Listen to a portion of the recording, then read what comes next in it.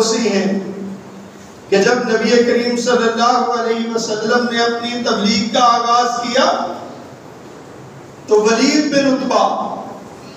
جس نے اجلاس بلایا کہ جو شخص اس قرآن کو سنتا ہے وہ محمد کا دیوانہ ہو جاتا ہے، کیوں نہ ایک اکٹھی رائے قائم کی جائے کہ حج کا موقع ہے، لوگ آئیں گے، یہ محمد صلی اللہ علیہ وسلم ان کو قرآن سنائے گا تو وہ سارے کے سارے اس کے دیوانے ہو جائیں، اس کی تو تعداد بڑھ جائے، کیوں نہ کوئی ایسا پراپیگنڈا کیا جائے، کیوں نہ کوئی ایسی ایک بات پکی رائے اکٹھی بنائی جائے جس پہ سارے متفق ہوں اور پورے مکہ کیا پورے عرب کے اندر وہ مشہور کر دی جائے۔ وہ اکٹھے ہوئے، انہو فکر وقدر فقدر کیف قدر۔ اللہ ارشاد فرماتے ہیں کہ وہ سوچتا رہا، بڑے بڑے رائے آراء آئیں مگر وہ ہر رائے کو مسترد کر دیتا، کہا دیوانہ ہے، مایا کہ دیوانہ شکل سے نظر آتا ہے لیکن محمد صلی اللہ علیہ وسلم میں تو کوئی ایسی بات ہی نہیں۔ کہا کہ اس کو جادوگر کہا جائے،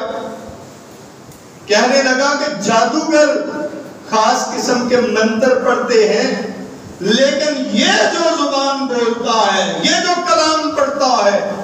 خدا کی قسم ہے اس میں تو شیرینی بہت ہے، وہ تو کلام ہی بہت میٹھا ہے،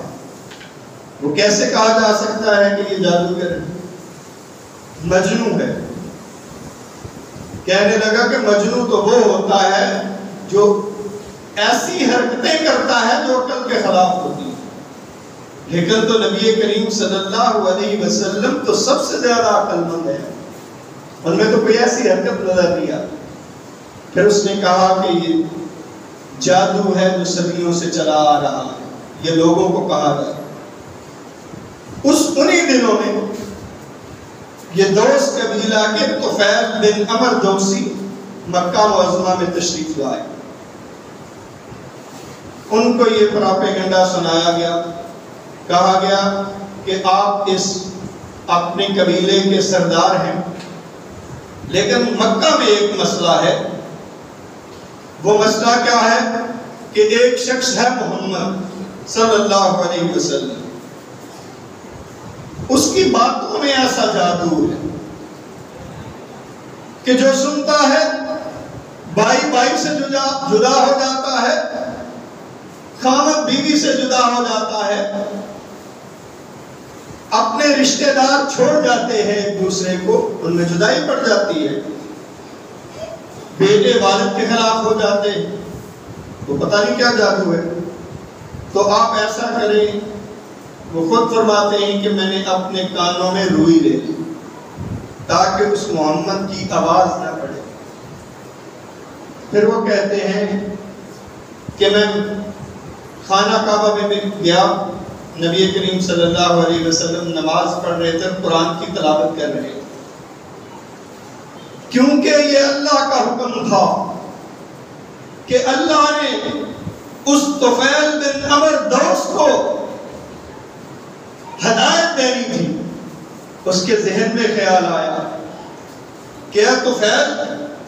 تو بہت بڑا شاعر ہے، اپنی قوم کا سردار ہے، کون سی ایسی شعر کی صنف ہے جس سے تو واقف نہیں، کون سا ایسا کلام ہے اس دنیا میں جس سے تو واقف نہیں، تو پھر یہ کانوں میں روئی کیسی؟